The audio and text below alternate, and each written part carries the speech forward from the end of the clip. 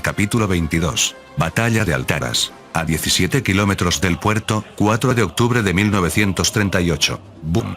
La fila de acorazados y cruceros pesados estadounidenses y alemanes disparó sus cañones al unísono, marcando el inicio del bombardeo naval a la base de la Armada Imperial. Tras un par de salvas, el Yorktown lanzó sus aviones, que se elevaron rugiendo hacia el cielo. Al mismo tiempo, los transportes de tropas comenzaron a avanzar hacia el puerto para desembarcar a sus ansiosos soldados listos para combatir. Los buques de transporte alemanes empezaron a descargar los Panzer III y Panzer II. Las fuerzas germano-estadounidenses iniciaron su asalto en serio. Además, el portaaviones alemán SMS Dortmund se unió a la flota estadounidense-alemana. La operación Espada había comenzado. Lebrías, antiguo reino de Altaras. Ese señor. Él le suplicó. Mi hija no tiene nada que ver con eso. ¿Qué intentas decir? Tu hija ha sido identificada como una rebelde de algún tipo y, hasta que la Junta de Gobierno haga una inspección e investigación exhaustiva de ella, solo entonces la dejarán ir. Dijo el oficial de la Junta de Gobierno. Pero la Junta de Gobierno solo se lleva a las chicas bonitas a la capital y las ejecuta como rebeldes. No todas pueden ser rebeldes. Gritó el padre. ¿Te atreves a calumniarnos? La Junta de Gobierno Imperial ha acusado a tu hija de participar en actos rebeldes y traicioneros. Ahora quítate de mi camino. Por favor. No lo hagan. Ese día, una vez más, los malditos desgraciados de la Junta de Gobierno habían llegado para llevarse a las chicas a la capital. Las acusaban de ser rebeldes o de conspirar contra la corona imperial y querían llevarlas bajo custodia. Esto se había vuelto algo común en los últimos 3 meses y medio desde la ocupación de Altaras. Y aumentaba conforme llegaban más y más colonos parpaldianos a asentarse en las tierras. El padre se aferró a la pierna del oficial, suplicándole que dejara ir a su hija, así que el oficial sacó su pistola y le disparó, matándolo en el acto. Papá. No. La chica fue arrastrada por los oficiales. Nunca volvió. La rutina de la Junta de Gobierno era secuestrar chicas al azar y apuntar especialmente a aquellas que no tenían nada que ver con las rebeliones. Por el bien de la justicia, las ponían bajo custodia y las asesinaban. Solo en los últimos 3 meses habían muerto 52.000 civiles, todos en nombre de la justicia. En cuanto a las chicas, resultaba que primero eran violadas brutalmente por el jefe de la Junta de Gobierno, Cesac, antes de compartirlas con sus subordinados. Hubo varios testigos de las grandes orgías de violaciones grupales que ocurrían por las noches en las oficinas de la Junta. Cesac era un pervertido sinvergüenza que abusaba incluso de niñas de tan solo 12 años. Les daba carta blanca a sus oficiales y lacayos para hacer lo que quisieran, y estos abusaban de sus privilegios, saqueando o violando a los civiles cerca de la capital. Esta Junta de Gobierno vergonzosa y humillante era la máxima autoridad que gobernaba Altaras, y lo hacía con puño de hierro, aplastando brutalmente cualquier rebelión o protesta altariana. El capitán Rial patrullaba una vez más de civil. Era el líder de la principal organización de resistencia, el ejército clandestino. Sus hombres habían realizado ataques sorpresa contra guarniciones imperiales, saqueos de arsenales imperiales y muchas otras acciones. Su habilidad había unido a numerosos grupos de resistencia bajo su bandera. Ese día volvió a ver cómo se llevaban a una chica y asesinaban a su padre a sangre fría. Aunque le hervía la sangre, se mantuvo callado. Si lo descubrían, el grupo de resistencia perdería a su líder. Tras patrullar, regresó al escondite del grupo. Maldita sea. Tuve que ver esa mierda repugnante con mis propios ojos. Ese gordo hijo de puta de Cesac no se va a salir con la suya. Dijo Rial furioso. Cálmate, Rial. El karma le va a caer duro a Cesac. Esperaremos, dijo el oficial. ¿Alguna noticia de la princesa y los terranos? Preguntó Rial. ¿Sí? Justo iba a contarte eso. Respondió el oficial mientras sacaba un telégrafo mágico. Rial se quedó impactado al leer el mensaje. A simple vista parecía un inocente comunicado desde Rodenius. Para los extraños podía sonar inofensivo, pero para los altaranos tenía todo el sentido del mundo. La mañana llegará tras una larga noche, el sol volverá a salir por el este, cuanto más hayas sufrido, más brillante brillará el sol. Buena fortuna en el día de Tas. Parecía un poema inofensivo, pero era un extracto del poema épico nacional altariano La Gloria de los Altaranos, que narraba los eventos históricos y batallas de la historia de Altaras. Su gracia y felicidad, la férrea determinación del pueblo altariano contra invasores extranjeros tiránicos desde tiempos antiguos, entre muchas otras cosas. La última línea indicaba claramente que la revuelta comenzaría ese mismo día. Avisen a los hombres que se preparen para pelear. Ordenó Rial. Sí, señor. Entonces escucharon fuertes explosiones desde los muelles. La liberación había comenzado. Base naval imperial, al mismo tiempo. Tras la invasión y subyugación de Altaras, el ejército imperial había puesto la mira hacia el este y dejado una fuerza de 50.000 soldados para desarmar los regimientos restantes del ejército altariano y aplastar las frecuentes rebeliones contra el dominio imperial. La armada había sido lenta para replegarse y aún tenía 80 acorazados y 5 portaaviones de dragones en Altaras. El general Rejak observaba con orgullo la flota atracada y le habló a su ayudante. Me resulta muy perturbador que nuestros camaradas en Fen hayan sido derrotados. Me pregunto qué habrá pasado. No lo sé, señor.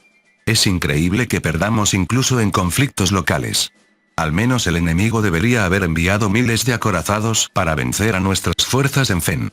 Aunque fueran parejos, deberían haber mandado 500 acorazados solo para igualar el poder de nuestra flota. Aún así, lograron retrasar a nuestras fuerzas, pero es inevitable que podamos reagruparnos y atacar Fen de nuevo, y esta vez ganar. Incluso al enemigo se le puede sobrepasar. Sin embargo, que posean tales armas es aterrador.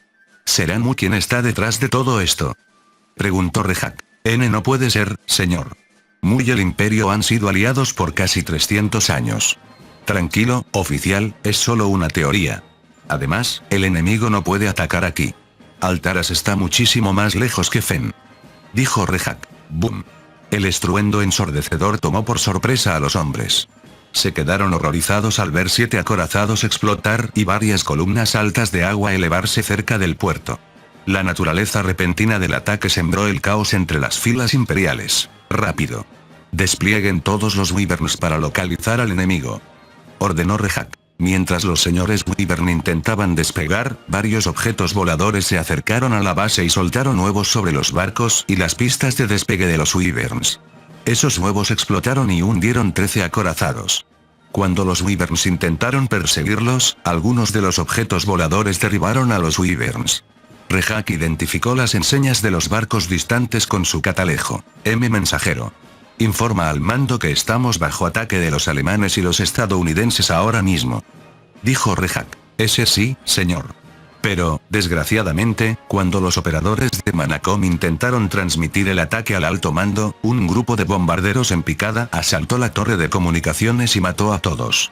Luego, los barcos alemanes y estadounidenses se acercaron más y más, eliminando varios Wyverns y reduciendo las bases costeras a polvo con su potencia de fuego. También acabaron con los acorazados que se atrevieron a atacar o incluso a huir del lugar de la masacre. El asalto combinado de barcos y aviones devastó a las fuerzas imperiales. Los portaaviones de dragones fueron hundidos por Stukas alemanes. Rejak perdió 6.700 hombres y casi todos sus acorazados y Wyverns. A pocas millas del puerto, Playa Cola. Maldita sea. ¿Dónde está el apoyo aéreo?, preguntó Model, escondido detrás de un Panzer III. Había venido a liderar el asalto personalmente, a diferencia de Eisenhower, que comandaba desde el USS Texas. Los soldados alemanes recibían fuego pesado de obuses imperiales y ametralladoras Gatling. Hans. Trae el Flammenwerfer, gritó un soldado. Cuando los lanzallamas alemanes abrieron fuego, rápidamente barrieron la resistencia imperial y quemaron a cualquiera que se interpusiera en su camino. Flush. El sonido de sus víctimas ardiendo se escuchó por todas partes. Tómenlo, malditos, dijo Hans. Los soldados alemanes ganaron terreno una vez que los Panzers y los semiorugas comenzaron a avanzar. Sus cañones y morteros alemanes demolieron las fortificaciones que los imperiales habían construido apresuradamente días antes. Dales duro, muchachos, gritó Gunther mientras quemaba a otro imperial. Mientras tanto, los estadounidenses asaltaron por una playa sin defensas y tomaron por sorpresa a las fuerzas imperiales que ya estaban siendo machacadas por los alemanes. Los estadounidenses y los alemanes aplastaron a las fuerzas imperiales y rodearon a miles de golpe, antes de acabar con ellos uno por uno. El ejército de liberación altariano aprovechó bien el entrenamiento austríaco que había recibido. Capturaron pueblo tras pueblo, recibidos con alegría por los locales. Para el 6 de octubre, la mayor parte de Altaras estaba en manos alemanas y estadounidenses. Los aliados solo perdieron alrededor de 450 hombres, pero el imperio perdió más de 27.000 muertos en el asalto. Las fuerzas aliadas marcharon hacia el sur, aclamadas como libertadores por la población. Los alemanes ejecutaban en el acto a los imperiales acusados de crímenes atroces ante multitudes altaranas, ganándose reputación de impartir justicia rápida. Los estadounidenses y alemanes lograron ocupar Lebrías en cuestión de horas el 4 de octubre. La resistencia imperial colapsó antes del amanecer del 6 de octubre, pero los alemanes trataron a los prisioneros con respeto y siguiendo las reglas de guerra, especialmente después de que Model se enterara de que soldados imperiales habían logrado inutilizar 2 Panzer II con disparos a quemarropa de obuses. En reconocimiento a su tenacidad, a ciertos imperiales se les permitió conservar sus armas y estandartes regimentales, aunque esto no aplicó a todos, ya que muchos estaban involucrados en crímenes de guerra y fueron entregados a los altaranos para sus castigos brutales. De vuelta en Lebrías, el capitán Rial se quedó boquiabierto al ver el final de la batalla. Incluso reducida a un puñado de barcos, la Armada Imperial seguía siendo una fuerza a tener en cuenta. El hecho de que las fuerzas aliadas aniquilaran con indiferencia a una flota entera de 80 barcos sin sufrir bajas propias fue impactante para Rial, especialmente al ver el tamaño de los buques de guerra aliados, que hacían parecer enanos a los acorazados. Incluso sus barcos más pequeños superaban con creces a los acorazados de hierro. Sus cañones eran tan precisos que llovieron devastación e infierno sobre la flota imperial desde más de 17 kilómetros de distancia. Una hazaña imposible. Vio las máquinas voladoras de los aliados, aplastando a los temidos señores de los Wyverns imperiales como si fueran moscas, soltando huevos y destruyendo cualquier cosa que estos golpearan. Entonces, en la distancia, vio a los soldados alemanes y estadounidenses con sus bestias de hierro desembarcando en las playas cercanas, junto a varios grupos de soldados vestidos de azul que ondeaban las banderas de Altaras. Debía ser el ejército de Altaras en el exilio del que Rial había oído hablar. Es el momento. Movilicen nuestras fuerzas y ataquen el cuartel general de la Junta de Gobierno ahora. La liberación ha comenzado. Gritó Rial por el manacomunicador. En menos de una hora, el ejército secreto se movilizó y puso sitio al barrio administrativo de la capital. Utilizaron piezas de artillería de retrocarga capturadas a los imperiales para volar las barricadas erigidas apresuradamente y las posiciones de la gendarmería colonial. Las fuerzas del ejército de Altaras en el exilio, AAE, avanzaron sobre Lebrías, junto a un destacamento de 8.000 soldados alemanes y 5.700 estadounidenses para asaltar la ciudad. El AAE desplegó sus morteros, que demolieron las barricadas por completo, y tanto los rebeldes como el AAE irrumpieron en el barrio parpaldiano. Saquearon y pillaron a los colonos imperiales sin piedad. Las muertes de mujeres y niños no fueron raras. El AAE cometió algunos de los peores crímenes de guerra de la historia, pero para ser francos, los colonos también habían infligido niveles de sufrimiento indecibles a la población, y se lo merecían. Las mansiones coloniales fueron saqueadas e incendiadas hasta los cimientos. Cualquier sobreviviente fue arrestado y sentenciado en juicios farsa y tribunales irregulares. Césac y sus lacayos fueron capturados por los alemanes, quienes decidieron permitir que el gobierno de Altaras tomara custodia de ellos. Durante horas, Césac fue torturado brutalmente y parecía que hasta la naturaleza lo odiaba, ya que estaba cubierto de excrementos de paloma mientras lo hacían desfilar en una marcha de la vergüenza hacia el estadio de Lebrías. Le lanzaron huevos podridos, verduras y carne. Los oficiales permitieron que un perro callejero con rabia mordiera a Césac durante la marcha. Luego fue apedreado, apuñalado múltiples veces y sufrió la mutilación aleatoria de partes de su cuerpo, incluyendo sus joyas y varios dedos de manos y pies. Finalmente, fue entregado a un verdugo y decapitado ante una gran multitud. Sus lacayos fueron lapidados, decapitados y crucificados a lo largo del barrio gubernamental. Fueron linchados, desollados, golpeados hasta la muerte y sus cadáveres colgados junto al de Césac. Ese día, el canciller de Alemania pronunció un discurso. Nuestras naciones han derramado un mar de sangre por la liberación de nuestros pueblos de los tiranos y las atroces cadenas de la esclavitud. Como voz de los oprimidos que han sido humillados, encarcelados, agraviados y asesinados por el imperio, que esta batalla sirva de advertencia.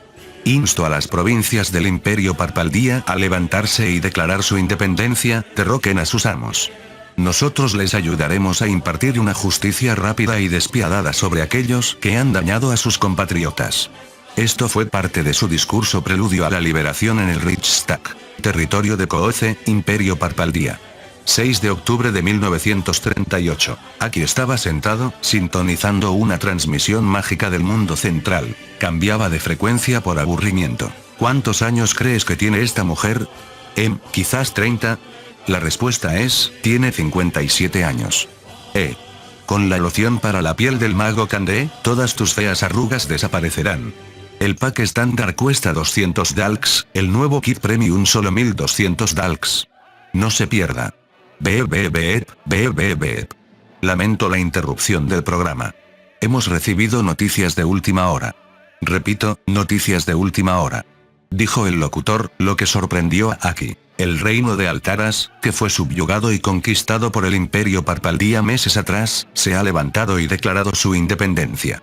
Una fuerza germano-estadounidense de la Sociedad de Naciones ha aniquilado a la flota imperial y ha desembarcado a más de 80.000 soldados. Sus máquinas voladoras sembraron el terror en los corazones de los soldados y marineros imperiales estacionados. Lebrías fue capturada en horas y toda resistencia imperial restante fue aplastada en días. El gobierno imperial aún no ha emitido una declaración al respecto, pero esta noticia ha enviado ondas de choque a todo el planeta. Crueles oficiales imperiales fueron ejecutados brutalmente por los altarianos. Aki sintió que su corazón se aceleraba. Nunca en toda la existencia del imperio un vasallo se había levantado en revuelta y recuperado su independencia. Sintió que su pecho ardía de pasión. Era posible para él y sus compatriotas liberarse de las cadenas que los ataban al imperio. Por ahora, tenía que preparar a sus camaradas para ese momento. Berlín, Imperio Alemán. 6 de octubre de 1938. Entiendo, gracias, adiós. Dijo Alfred Hodl, jefe del Estado Mayor de Operaciones, mientras colgaba el teléfono. Toda la sala lo miraba, incluyendo al Kaiser, al canciller y a generales y almirantes de alto rango. Su Majestad, Altaras está ahora bajo nuestro control total. Nuestras bajas son menos de 1200, menos de lo esperado. Ahora los estadounidenses y nuestros soldados han comenzado la construcción de bases en Altaras. Nuestros U-Boats se preparan para incursiones regulares en aguas imperiales y hemos aumentado el despliegue de nuestros corsarios mercantes, informó Hodl. Buen trabajo, Hodl. Ahora, señor Donitz, ¿cuántos barcos podemos esperar del lado enemigo? Preguntó el Kaiser. Al menos poseen 900 barcos. Tenemos que jugar al juego de la espera y dejar que acumulen tantos activos navales como puedan para destruirlos de un solo golpe. Nuestro alto mando ha permitido que los franceses ataquen también al imperio por el noreste. Esto se debe a que los franceses insisten en ser quienes liberen las provincias imperiales que hablan francés y desean unirse. Digamos que planean establecer una Francia en miniatura allí. Pero los franceses también nos permitirán invadir el imperio por el oeste. El teatro occidental estará bajo nuestro mando, junto a italianos y franceses, explicó Donitz. ¿Y nuestros planes para invadir la costa oeste del enemigo, la parte que dividimos con nuestros aliados? Preguntó el Kaiser. Nosotros, los holandeses, franceses, británicos, austríacos, otomanos y japoneses, liderando una fuerza de 7 naciones, atacaremos la costa oeste a su debido tiempo y desembarcaremos alrededor de 570.000 soldados. El Ejército Rojo aún no ha revelado su estrategia, pero en mi llamada con el comandante de las fuerzas soviéticas, Georgi Zhukov, supongo que intentarán atacar tanto por el noreste como por el sur. Hemos asignado a los generales Rommel, Bock y Manstein al oeste, y el general Gerd von Rundstedt atacará por la apertura del noreste, detalló Wilhelm Keitel. No, me refiero a... ¿Cuándo terminará la guerra? Inquirió el Kaiser. Nuestras estimaciones varían, pero calculamos que ocuparemos Estirant antes de principios de diciembre y los obligaremos a firmar un tratado justo después de Año Nuevo, respondió Keitel. Eso es aceptable, concluyó el Kaiser. Mares cerca de Caledonia. 7 de octubre de 1938. Una fuerza de tarea naval francesa liderada por el acorazado MN Strasbourg, junto a un crucero pesado, 2 cruceros ligeros y 12 destructores, además de varios transportes de tropas y barcos auxiliares, navegaba hacia la costa de Caledonia. La fuerza expedicionaria francesa a Caledonia estaba al mando de un tal teniente general Charles de Gaulle, liderando a 20.000 soldados franceses, incluyendo tropas senegalesas y marroquíes de apoyo. Fue enviado como distracción mientras el ejército principal de 90.000 hombres invadía la costa sur de Parpaldía. General de Gaulle. Llamó un oficial, Jacques. ¿Qué sucede, Comodoro? Preguntó de Gaulle. Recibimos nuevos planes del alto mando. Pensé que ya habíamos planeado una invasión sorpresa en los territorios imperiales aquí en Caledonia. Bueno, señor, échele un vistazo, dijo Jacques. Deme eso, dijo de Gaulle mientras arrebataba el informe y lo leía. Espera, ¿qué? Los alemanes se nos unirán aquí. Es sorprendente, ¿verdad? Pero los alemanes solo enviarán una fuerza menor de 12.000 hombres y su flotilla pequeña está liderada por su acorazado de bolsillo, el SMS Graf Spee. Llegarán pronto, explicó Jacques. No me preocupa demasiado, respondió de Gaulle. La flotilla francesa siguió avanzando. Un bar en la ciudad portuaria de Cartalpas, Sacro Imperio Milicial. En el bar, los clientes charlaban una vez más, intercambiando noticias frescas. Oigan, ¿se enteraron de lo que acaba de pasar? Pensé que la ginebra se me había subido a la cabeza cuando lo oí.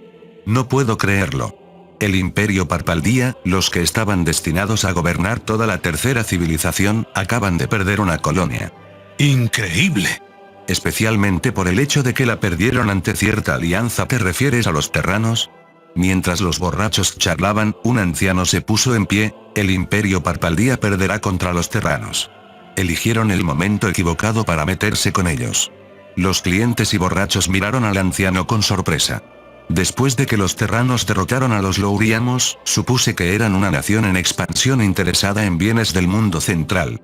Intenté navegar hacia su continente llamado Europa, donde existen las naciones más poderosas, y terminé en el Reino de Italia, también miembro de esa alianza terrana. Llegué a la ciudad de Génova y cuando intenté vender mis mercancías, se negaron diciendo que no comprarían un reloj anticuado y caro. Lo intenté en su capital, Roma, y obtuve los mismos resultados. Tenían coches mecánicos como los de muy edificios de 10 pisos. Incluso vi un acorazado que llamaban Conte di Cavour. Por lo que oí, Italia ni siquiera es la más fuerte entre los terranos. No puedo imaginar el poder de Gran Bretaña, Alemania o los Estados Unidos. Jaja. Estás mintiendo, viejo, has bebido demasiado. Entonces expliquen esto. Dijo el hombre, sacando un reloj de pulsera para que todos lo vieran. Los clientes quedaron impactados.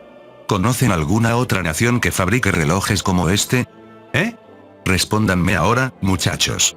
Muchos se quedaron boquiabiertos, incapaces de responder. De hecho, el reloj parecía mucho más sofisticado y avanzado que los de Mu. Los clientes suspiraron derrotados. Sí, lo admitimos, viejo. Los terranos son de hecho más poderosos que los parpaldianos. Los borrachos volvieron a sus asuntos. Orleans, capital de la provincia de Caledonia, Asamblea Legislativa. 8 de octubre de 1938. Legisladores de las diversas provincias étnicamente alsacianas del imperio se habían reunido en el antiguo edificio de la legislatura colonial, en desuso por casi 50 años. Representantes de Rochelle, Boulogne, Rouen y Ardennais se congregaron en el edificio, que básicamente les fue dejado abierto y sin vigilancia por parte de los gendarmes coloniales. Planeaban separarse tras obtener garantías de Francia, sus hermanos étnicos, y de la Sociedad de Naciones. El líder de la Organización Republicana Caledoniana, ahora rebautizada como Organización Republicana Alsaciana, Henri Rousseau, comenzó a hablar. Tras hablar durante una hora, somos de sangre alsaciana, reunidos aquí para enfrentar un desafío trascendental, digamos que una gran recompensa con un gran riesgo. Nosotros, como pueblo, poseemos ciertos derechos inalienables y ciertos principios como humanos, sin discriminación ni humillación. Dios nos ha dado un emperador para velar por nosotros, como padre e hijo, para tratarnos con amor, equidad y respeto, no para oprimirnos. Dios no nos ha creado para ser simples esclavos del emperador. Cuando el emperador, con toda su pompa y arrogancia, nos impone una demanda irrazonable, es natural que sus súbditos desafíen y cuestionen su justicia. Sin embargo, las voces de libertad y justicia son suprimidas por los matones de Estirant. En los últimos 3 siglos, la nación de Alsacia fue dividida y gobernada por el traicionero imperio, cuyos príncipes y terratenientes explotaron a nuestra gente tanto como pudieron. Encuentro inaceptable permitir que se aprovechen de nosotros y se nos oprima por más tiempo. Por lo tanto, creo que las razones que he expuesto son suficientes para que renunciemos a la autoridad del imperio y procedamos a la unificación de las 5 provincias. Buscamos un gobierno del pueblo, por el pueblo y para el pueblo. Nos negamos a entregar nuestras vidas, familias, tierras e hijos a los tiranos de Estirant. En adelante, yo, con el poder que me ha sido conferido, declaro la secesión y disolución de las provincias de Caledonia, Rochelle, Rouen, Boulogne y Ardennais y la formación de la Primera República Alsaciana. Larga vida al pueblo. Larga vida a la libertad y la democracia. Larga vida a la República. finalizó Rousseau. Los legisladores vitorearon y dieron una ovación de pie al discurso de Rousseau.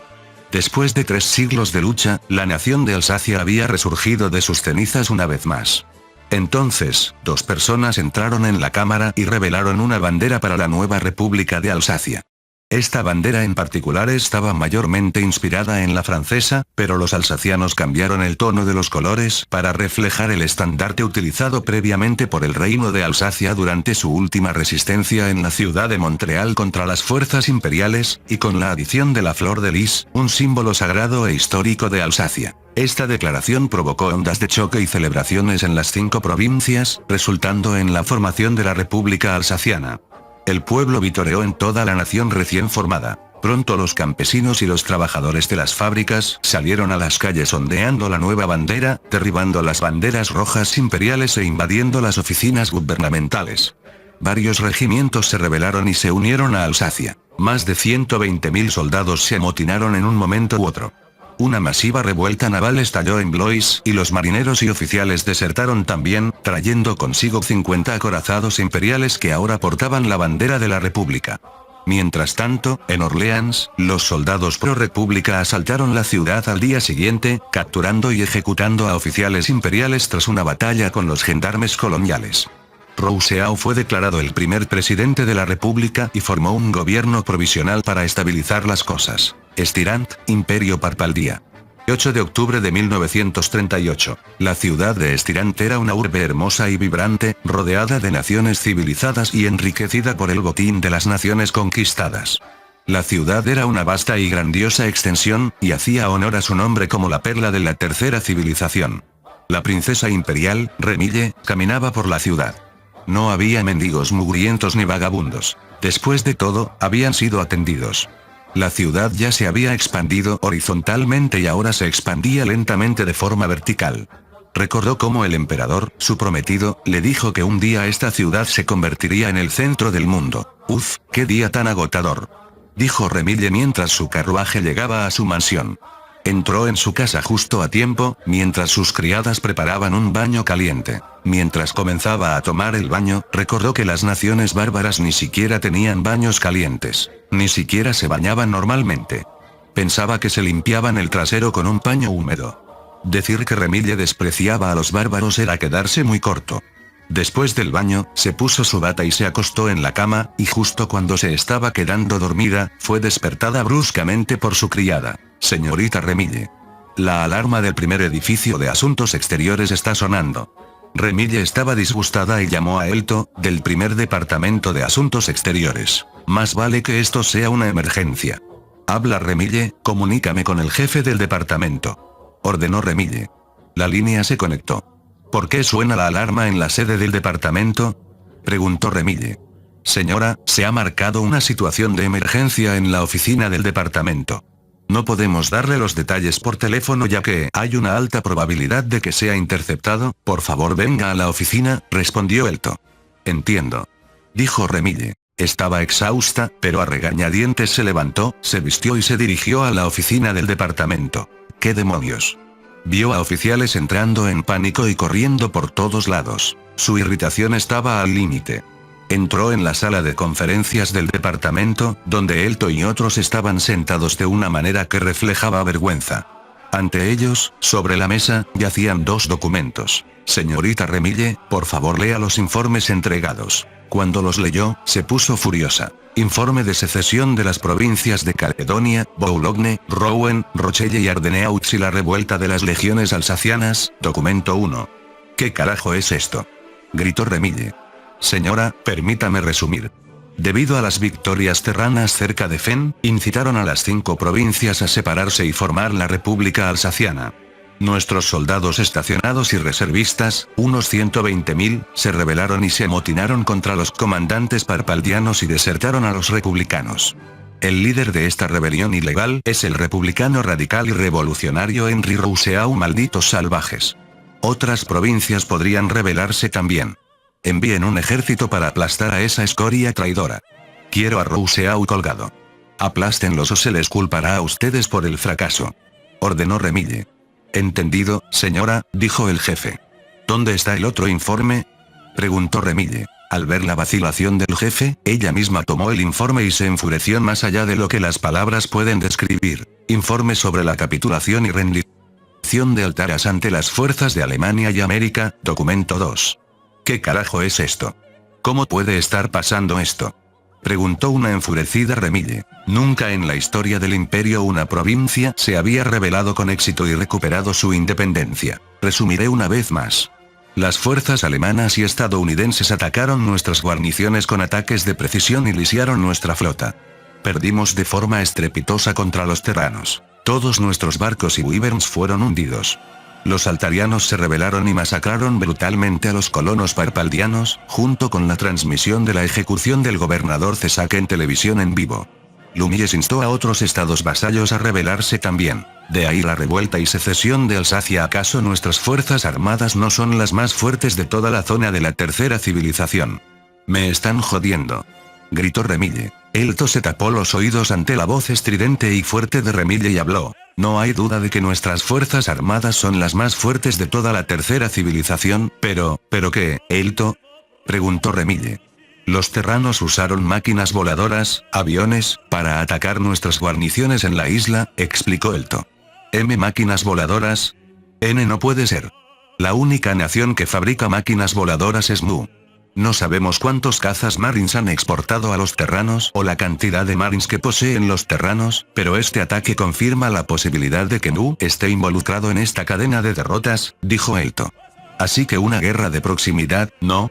Con razón esos diplomáticos estadounidenses y británicos actuaban tan seguros de sí mismos. Convoquen al alto comisionado de Mu. Yo me encargaré de él, exclamó Remille mientras comenzaba a alejarse. Señora, preguntó Elto. ¿Qué? Los militares desean una mayor asignación de fondos para pagar el programa Wyvern Overlord, el cual creen que podrá competir con los cazas Marines de Mu y mantener la superioridad aérea. Desean producir en masa más Wyvern Overlords, informó Elto. Entiendo. El financiamiento será algo complicado. Intentaré convencer al Departamento de Asuntos Económicos para obtener los fondos. Si se niegan, tendremos que pedir un préstamo a los magnates bancarios, dijo Remille. Gracias, señora. Mansión de Cayos. 8 de octubre de 1938. Tras enterarse de la capitulación de Altaras, Cayos se volvió muy paranoico e invitó a Arde a su mansión para discutir las cosas con una taza de té. Maldita sea esa desgraciada pomposa. Metimos la pata hasta el fondo, exclamó Cayos. Todo por culpa de esa perra testaruda de Remille. Su ego se le subió a la cabeza y no pudo evaluar el verdadero poder de los terranos. Esos tipos ni siquiera buscaban una guerra con nosotros, pero entonces esa perra tuvo que ir y alienarlos primero, haciéndonos perder el acceso a montones de tecnología valiosa que habría asegurado nuestra supremacía en la zona de la tercera civilización.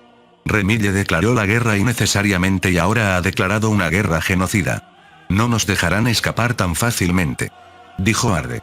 ¿Cuánto tiempo podemos aguantar a este ritmo?, preguntó Cayos. Depende, quizás 2 meses como mucho, respondió Arde. Ambos hombres charlaron más frente a copas de vino. Espero que la gente no se vea afectada por sus ataques aéreos, comentó Cayos. Arde no dijo nada, incluso él sabía que la gracia de Dios no podría salvar al imperio de la destrucción. Costa alsaciana. 8 de octubre de 1938. Las fuerzas franco-alemanas ya habían desembarcado, seguidas por varios tanques y vehículos blindados a lo largo de una playa en un frente de 12 kilómetros de ancho. Las fuerzas franco-alemanas comenzaron su invasión de Parpaldía. Planean usar Alsacia como punto de salto para invadir el imperio y también para enlazar con los italianos unos pocos kilómetros al sur. Los generales de Gaulle y Heinrici fueron calurosamente recibidos por los alsacianos. De Gaulle reiteró una vez más la garantía francesa a la soberanía de la nación y su defensa frente al imperio. Las tropas francesas aplastaron a los imperiales que intentaban sofocar la revolución. Los alsacianos también juraron invadir el imperio y comenzaron su ataque el 10 de octubre de 1938. Los franceses obtuvieron su primera victoria en la campaña alsaciana en la batalla de Fleurs, destrozando a un ejército imperial de casi 45.000 hombres. Los tanques franceses los rodearon y masacraron a muchos de ellos. Los alemanes alentaron abiertamente a otras provincias a rebelarse y derrocar al imperio. Los italianos invadieron unas millas al sur de Alsacia el 9 de octubre y capturaron rápidamente la región sin problemas. Se enlazaron con la fuerza franco-alemana y comenzaron su marcha lenta hacia Stirland. Para sorpresa de franceses y alemanes, la Regia Marina ya se había encargado de las fuerzas navales regionales del imperio. El acorazado italiano R.N. Duilio, junto a un pequeño grupo de escoltas, aplastó por sí solo a docenas de acorazados imperiales en la batalla de la bahía de Tartos. Mientras tanto, sigilosamente, el ejército rojo soviético, bajo el mando de Georgi Zhukov, desembarcó en secreto entre la frontera de Alsacia y Riem y despachó a 87.000 soldados a la vez, quienes procedieron a invadir las provincias exteriores del imperio.